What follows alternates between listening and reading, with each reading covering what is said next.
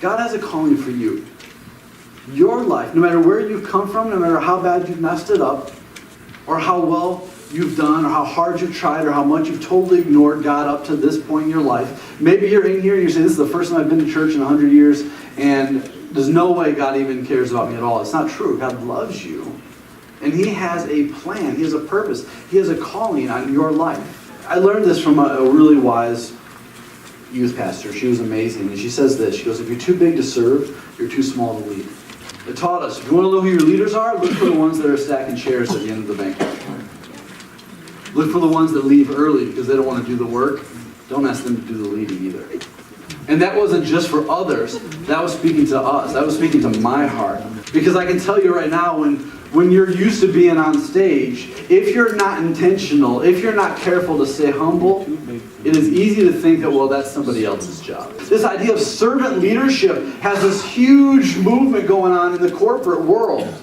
Like they just thought of it. They're like, oh, this is a great idea. What if we served people instead of trying to boss them around? This might work. Yeah, 2,000 years ago, we got that idea too. Thank you, Jesus. If you're struggling, look back into what did some of the church fathers do? What have others who have been just powerful in the faith and have been through great things, how did they work through these things?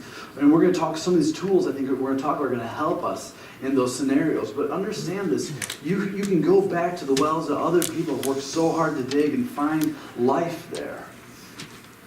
But at some point, you're going to have to dig your own wells. The author intended to communicate something. Whoever was writing it had a purpose. To the best of our abilities, try to figure out what is he trying to say to them.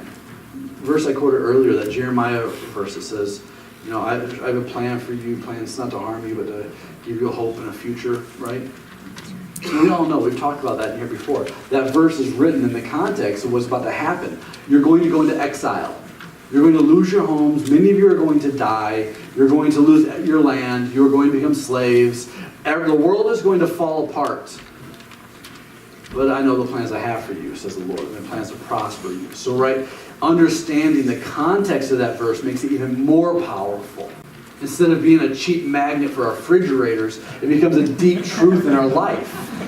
That when I struggle, and when I hurt, when life doesn't go my way, surely God knows the plans for my life. And He has a purpose for me. And I'm going to stay faithful to Him in the midst of the pain because I know there's something on the other side. So much more depth in that verse when you understand the context it's in.